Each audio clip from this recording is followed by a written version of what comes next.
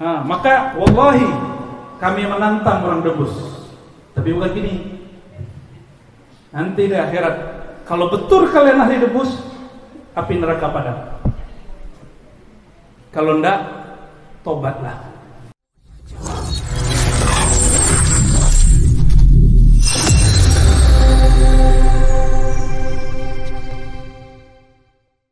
Sebelumnya mari kita kirimkan Al-Fatihah Ruhani Rasulullah SAW dan para silsilah Thariqah Naqsyabandiyah dan sahibul haul Syekh Ali Asyarbaini dan gurunya Syekh Abdul Samad bin Ja'far dan ayahnya Syekh Ja'far, terus sampai kepada para masyayikh sahib silsilah Thariqah Naqsyabandiyah Al-Khalidiyah Al-Samani Wal-Qadirah wa jami'a liturq Sufiyah. Al-Fatihah.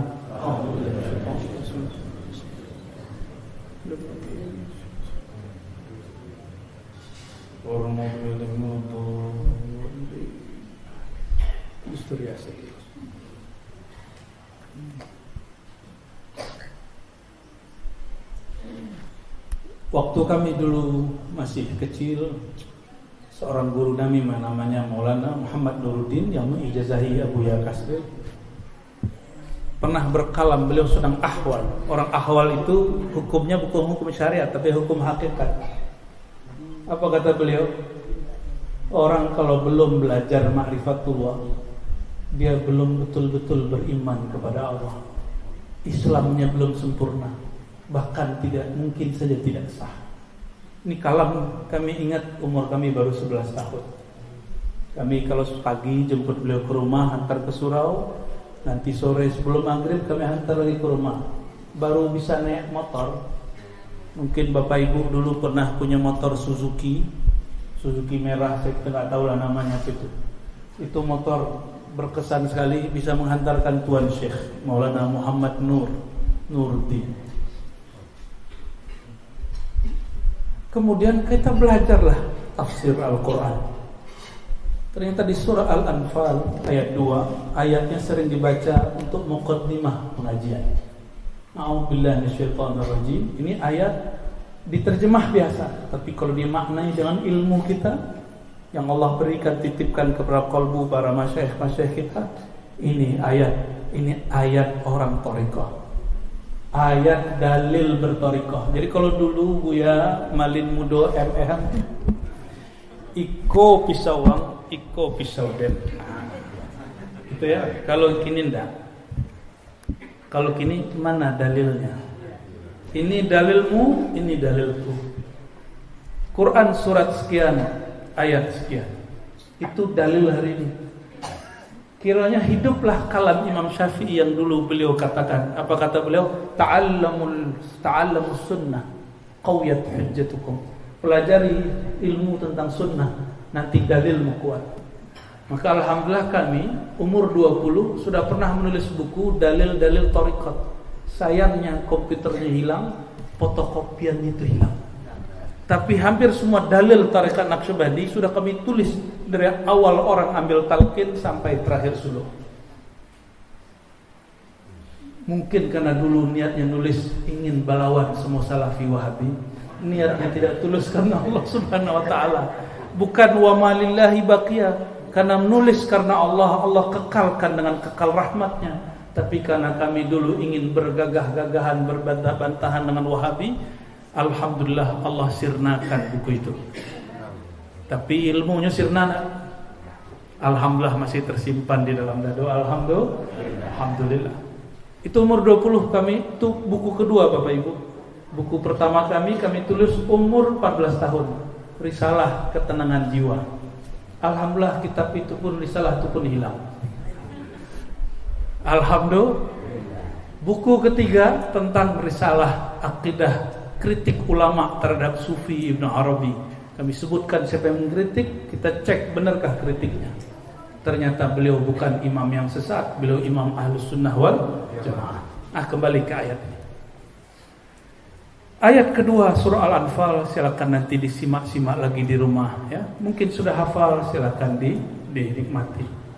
Makanannya orang mukmin bukan sekedar makanan fisik, tapi makna daripada ayat.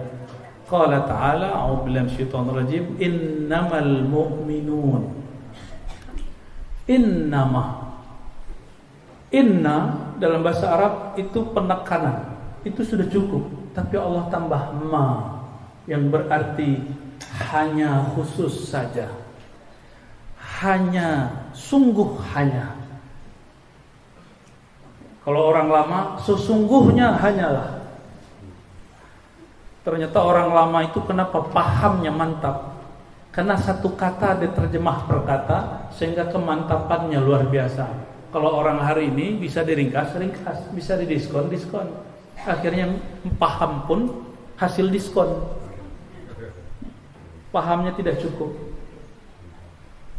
Innama, ini seakan Allah ngomong gini, ini gue serius loh. Kira gitu kalau anak Betawi mengaji. Kalau orang Kampar mengatakan serius apa maksud? Kuyo apa? Kuyo, yobono. Itu orang yobono kan. Gitu Bang Ed. Ya, yobono. Iko serius kok. Kalau anak remaja serius yobono itu enggak pakainya loh. Kok serius kok, Bro? Ada bronya gini. Innama, sungguh aku serius, kata Allah. Ya. Al-mu'minun, orang yang disebut iman itu alladzina, orang-orang yang apabila dzukirallah, apabila dzukira Allahu, dzukira disebut Allah. Apabila disebut Allah, coba sebut Allah. Metodenya harus benar. Alif, lam, ketika la, Allah. Cukup dua harokat.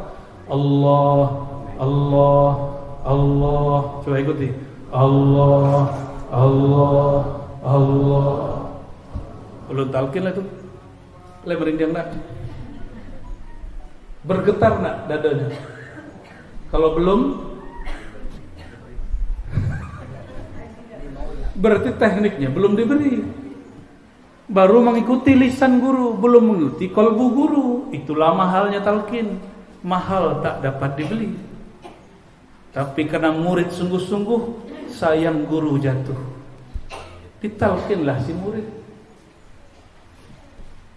Jadi kalau cuma baca Allah, pakai kaset bisa, pakai MP3 bisa. Tapi yang sudah tadi belajar, yang tasdik dengan ilmu ini, langsung dia bergetar, bulu romanya langsung berdiri. Ya, surat Az-Zumar ya, ayat 22-23 itu menyebutkan tentang itu. Taqsya'irru minhu, karena Allah, karena Al-Quran, karena zikrullah, bulu roma berdiri. Itu dalilnya ada Pak. Itu dalil tarekat saman. Kalau zikir badannya bergerak, itu surat Az-Zumar. Kalau ini dalil orang Naqsyabandi. Ini dalil orang Saman Tabau. Hanyalah orang yang beriman itu yang jika disebut nama Allah, di mana disebut? Di mana nama Allah disebut? Di lisan atau di qalb? Di mana disebut? Kalau disebut di lidah tidak bergetar, lidah menggari-gari aja. Wajilat qulubuhum, yang bergetar qalbu. Ini yang disebut dalam hadis Nabi, tidak akan disentuh api neraka. Hadis Bukhari. Perhatikan, ini Sahih Bukhari. Setelah Al-Quran, itu ulama ahli hadis sepakat langsung Sahih Bukhari. Innallaha, sesungguhnya Allah, ya, harraman nar, mengharamkan neraka kepada orang yang man qala la ilaha illallah min qalbihi au nafsihi. Orang yang membaca la ilaha illallah langsung dari dalam lubuk hatinya paling dalam. Itu dalil orang bertarekat, bertasawuf. Jadi kalau kini Abuya Makmur, kalau kita berhadapan dengan orang yang tarekat, kita tanya, coba kamu baca la ilaha illallah. Kami baca la ilaha illallah. Nah, gitu gini Pak. Ya. Coba rasan la ilaha illallah engkau perdengarkan kepada orang lain. Coba dengarkan la ilaha illallah kami, dengarkan kepada orang lain, itu beda. Maka coba perhatikan Bapak Ibu, tanpa sengaja atau sengaja, kawan-kawan ada yang merekam dengan izin Allah talqin berjamaah itu hadir, saya nggak tahu sampai satu gunung itu penuh di Banjar.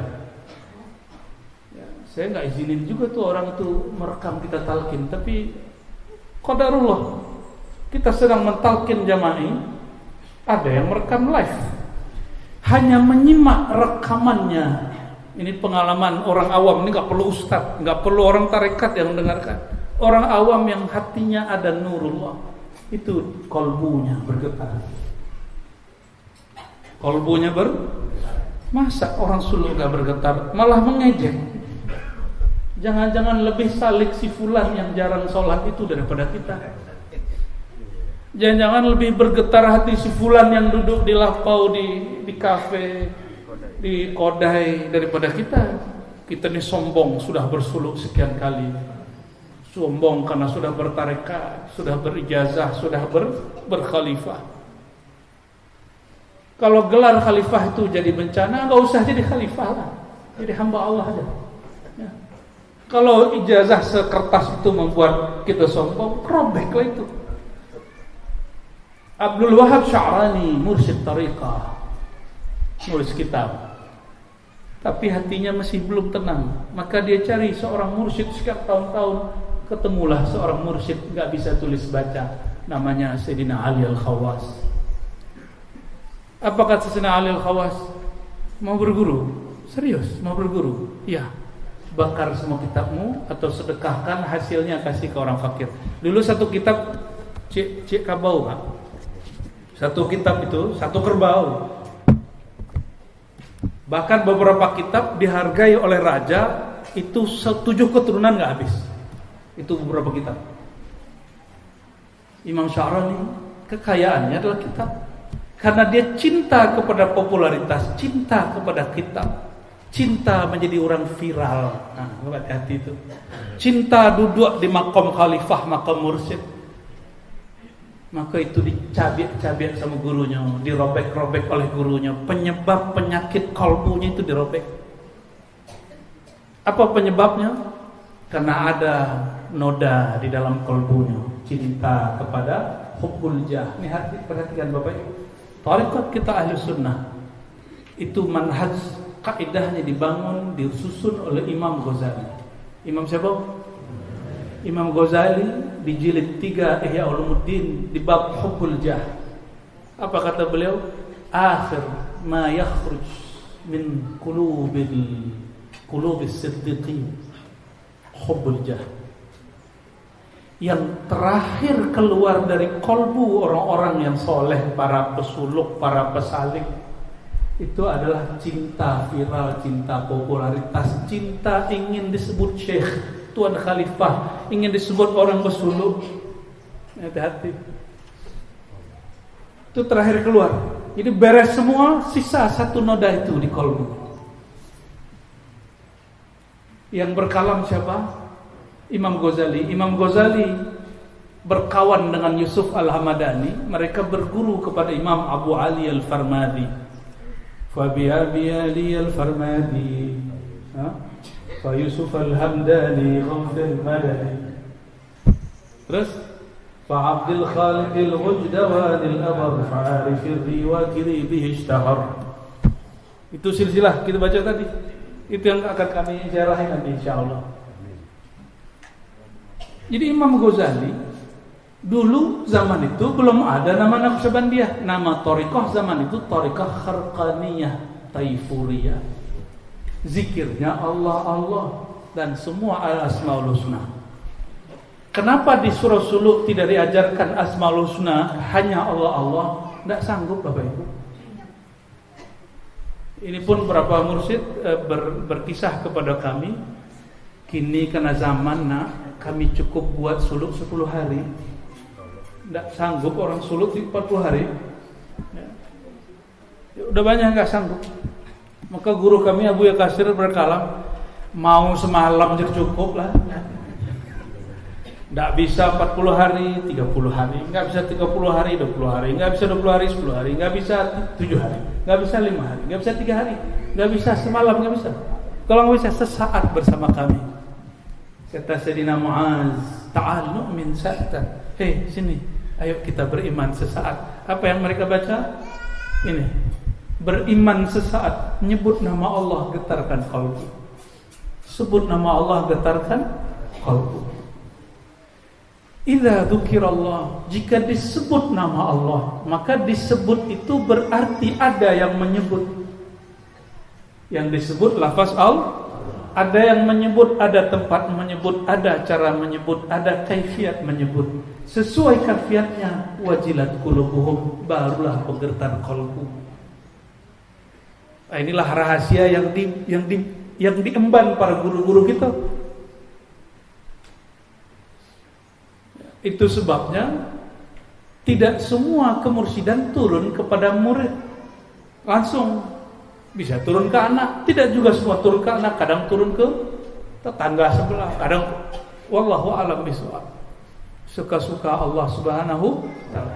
Anak kalau tidak ikut suluknya guru, tidak tasdik dan ilmu guru, anak tidak mewarisi ilmu guru. Makanya Buya Ma'mur, Syekhul Masyayikh kita, Syekh Abdul Qadim di Balugus, Syekh Saman dan Naqsyabandi sekaligus, beliau kalau punya anak, kan anaknya banyak, karena zaujahnya banyak. Beliau punya anak selalu dititip ke mursyid yang sudah diangkatnya. Syekh Abdul Qadim dititip kepada Syekh Fatih Jian, Syekh Mukhtar Tanjung. Ya, tapi kemudian mereka sedikit konflik setelah berijazah. Ya dititip, ini anak saya kamu dititip. Setelah si anak faham makom ilmu yang diberikan gurunya ini murid ayahnya, baru dia tahu ayahku ini Syekhul Masyayikh, gurunya para guru. Barulah si anak takzim kepada ayah. Kalau enggak, anak enggak paham siapa ayahnya. Dikira ayahnya yang ngasih makan, yang marah-marahin dia tiap hari. Ya, taunya anak kan begitu, ngasih makan, ngasih jajan, yang suka marahin dia, suka jalan-jalan gitu aja. Tapi setelah nanti dia berguru kepada muridnya, guru ayahandanya, baru dia tahu. Ya. Tapi ada beberapa masyayikh, si anak karena nyantri, belajar di pesantren, dia tahu, oh kenapa guru ayahku dihormati orang, di kolbunya ada rahasia nurullah. Maka si anak dalam dia ngaji di pesantren, dia tahu ayahnya siapa. Ayahnya tidak hanya ayah fisik, juga ayah rohani, mewarisi dua ilmu sekaligus, ilmu zahir plus ilmu yang batin. Ya, tapi itu enggak banyak. Dan alhamdulillah Abuya Alaiti termasuk salah satunya. Ya, zahir dapat, batin lengkap. Barakallahu fikum Maulana. Ya. Semoga Allah berkahi beliau. Ya. Dan murid-murid beliau, keturunan beliau. Amin ya rabbal. Itu tempat kalau bukalah di Dam, pasti surau itu masih di situ ya. Nah, ini rahasia dari Allah Subhanahu wa taala. Jadi surau itu boleh rubuh, tapi ruhnya surau tidak pernah hilang. Betul enggak? Dalam ilmu eksak, energi itu tidak pernah hancur. Energi itu abadi. Dan aqwal quwa, energi yang paling kuat adalah al-quwwah al-muhammadiyah. Kekuatan Nur Muhammad sallallahu alaihi wasallam yang ditalkinkan oleh guru kepada murid, Nur Muhammadnya kemudian hidup, tak padam-padam. Sekali nur masuk, dia tak akan keluar, kecuali si murid ingkar dan syak, nggak akan keluar. Barangkali itulah yang kemudian mempertemukan kita, Abuya, para masyayikh, para tuan khalifah dan jamaah semua. Walaupun kita tidak ada ketemu suku secara zahir, tapi ketemu suku secara tariqah. Alhamdulillahirabbil alamin. Ambo bertanya, Cik, Allah ambo jo Allah Bapak Ibu samun. Yo, nah, serius. Allah yang buat baca jo Allah yang dibaca Syekh Sudes di Mekah samun. Allah yang disembah di Ka'bah, Allah yang disembah di surau iko, surau Ubudiyah, surau Sulu Ubudiyah samun. Dakeknya Allah nan di Mekah dengan Allah nan di surau Ubudiyah Allah nan dikampar samuna. Serius Pak? Yona? Ya bonau. Kedekatan Allah mengatakan inni qarib, aku sungguh dekat. Itu tidak terhukum dengan hukum alam, karena Allah bukan bagian dari alam. Maka akidah Ahlus Sunnah itu memberikan jalan keluar kalau orang berdebat. Ini kan masih berdebat, Pak. Masih berdebat, kawan-kawan kita masih debat. Apakah Allah di aras, Allah di langit? Untuk apalah debat begitu? Ya. Kalau guru-guru dulu, nah, Allah yang kau debatkan itu coba rasakan. Ya. Engkau baca, aku baca. Bergetar enggak? Kalau enggak bergetar, berarti Allahmu palsu. Allahmu hakiki. Bukan Allah yang palsu, engkaulah yang palsu bertuhan. Ya. Allah dulu, kini, isu di Mekah dikampar semua. Apalagi di Jawi-Jawi ya. Kalau di Pekumbu Jawi-Jawi itu sapi, Pak. Kira Jawi-Jawi di sini tuh beringin-beringin itu ya. Betul. Kalau kita beringin tuh pohon horor itu. Ya, tahu kuntilanak. Kenapa nak sobo, Pak? Kata gak sobo, Pak? Di film. Kalau kini otawa di film. Ya. Tajuaninan. Ya. Wa idza tuliyat. Idza dzukirallahu wajilat qulubuhum. Jika disebut nama Allah, bergetarlah qulubuhum. Qalbuma. Jadi di mana kalimahku bergetar? Di kolbu. Tapi itu adalah kalimat humnya, kolbu mereka yang beriman. Berarti syarat bergetarnya kolbu. Apa makna iman? Al-iman tasdik bil qalb. Rasa yang mantap percaya kepada Allah Subhanahu wa ta'ala. Makanya kami berikan pertanyaan. Allah yang di Mekah, Allah yang di Kampar, Allah yang di Jakarta, Allah di Indonesia, Allah di Amerika, sama. Dakeknya sama. Ya. Lalu kenapa orang-orang, apalagi musim politik petang tu, ingin mustajab doanya, baiknya ke Makkah. Ya. Kece orang di situ ada multazam, itu. Multazam tu maknanya iltizamud doa. Kata Abu Ya Said Muhammad Alawi Al-Maliki, diriwayatkan dari guru kami, ya, guru kami beberapa murid beliau, beberapa habaib dan mursyid, beliau mengatakan, guru kami Abu Ya Said Alawi Al-Maliki mengajak kami berdoa di depan multazam, dan beliau berkalam, setiap aku doa di depan multazam mustajab. Ternyata beliau sedang membacakan hadis Nabi yang bersambung sampai kepada Rasulullah SAW. Itu namanya mustajab makani, mustajab tempat. Ada mustajab zaman, mustajab waktu. Tambah cek lagi, mustajab maqami, mustajab maqam. Di mana maqam yang mustajab di dalam diri? Ada multazam Pak di situ. Kalau enggak, untuk apa guru-guru berkalam qalbul mu'min baitullah? Qalbu orang beriman baik. Jadi Ka'bah itu ada di situ. Itu Ka'bah zahir. Kita adapun Allah ciptakan Ka'bah di dalam diri. Bernama qalbu. Qalbul mu'min, syaratnya mu'min. Karena dia sebuah baitullah, sebuah Ka'batullah di dalam diri, maka dia pun ada multazamnya. Maka ada makom di kolbu itu, tempat jika diisi dan berdoa dengan tempat di situ, Allah mustajabkan. Dalilnya apa? Hadis sahih. Innallaha la yujibu an qalbin ghafil. Allah tidak jawab doa yang tidak berasal dari kolbu, makomnya kolbu itu. Disebut ghafil, kolbu yang lalai. Kolbu yang, jadi di kolbu itu ada makom nama Allah. Nah itulah yang disebut di ayat ini. Disebut makomul wajlah. Makom apa? Makomul wajlah, wajilah, tempat kolbu bergetar. Kau jaminan Bapak Ibu, siapapun yang berdoa, lisannya bersambung dengan kolbunya, bergetar dia menyebut nama Allah dalam doa, wallahi dengan kebesaran nama Allah pasti doanya mustajab. cepat atau lambat. Pasti.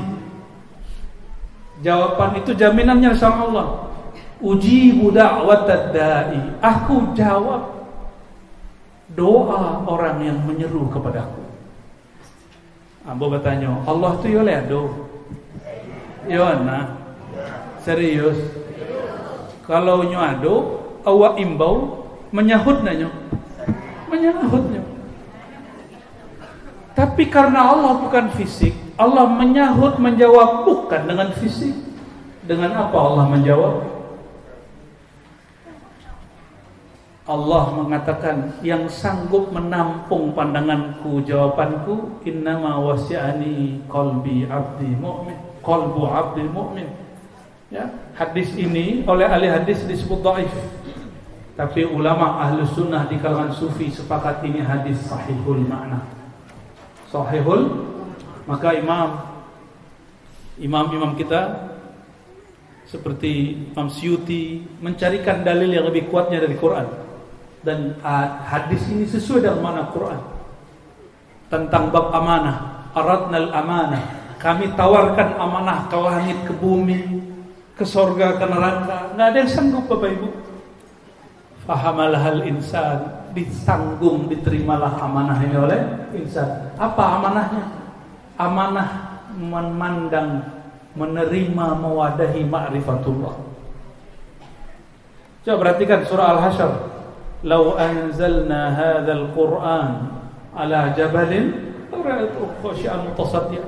Jika engkau melihat kepada gunung-gunung diturunkan Quran, diberi amanah dia, itu hancur.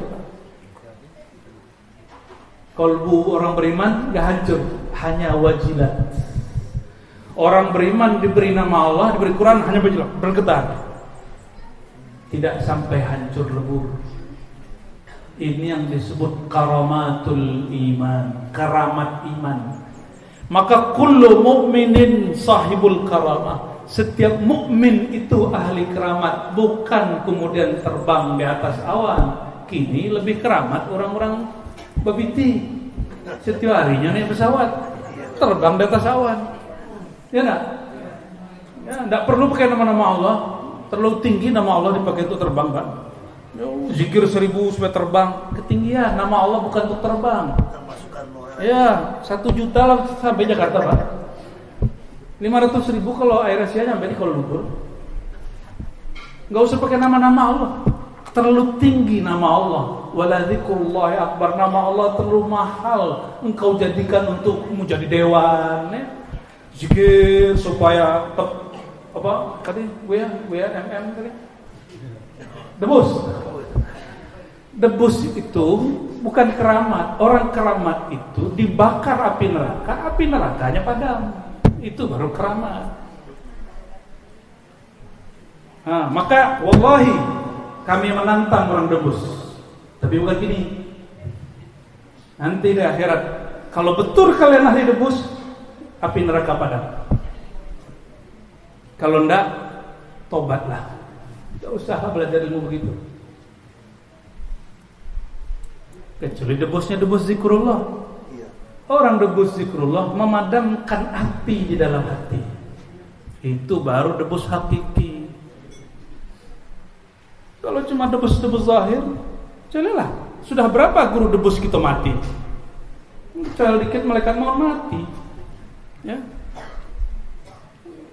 Serius, di Payakumbuh tuh guru debus banyak Bapak Ibu. Jatuh sepeda mati, jatuh sepeda motor mati, kalau tak mati. Katanya dulu tusuk-tusuk nggak mati-mati. Berarti itu tidak abadi, itu bukan keramat. Kalau keramat itu abadi, melekat pada dirinya. Walaupun kejadiannya sekali, tapi berkahnya sampai mati. Itu keramat. Dan al-karamah al-haqiqiyah. Idza dzukirallahu wajilat qulubuhum. Keramat hakiki itu kalau disebut nama Allah, kalbunya tidak hancur, kalbunya hanya bergetar. Jadi Bapak Ibu, kami bertanyalah ke guru kami, orang-orang Arab tuh, Tuan Syekh, mursyid-mursyid tarekat tuh kini jarang yang bisa terbang, ya. Jarang. Kalau lagi istisqa turun tangan langsung hujan. Udah jarang. Apa kata beliau? Nah, ya waladi, ya. Al-karamah al-haqiqiyah, keramat hakiki itu bukan menurunkan hujan. Tapi keramat hakiki itu jika gurumu menyebut nama Allah, engkau dibimbing, air matamu berlinang dan turun hujan. Hujan diri, Pak. Karamah hakiki itu nama Allah yang berat, ditampung oleh gunung hancur, tapi ditampung gurumu, lalu ditumpahkan sebagian kepadamu, gurumu nggak mati-mati, masih hidup, nggak hancur.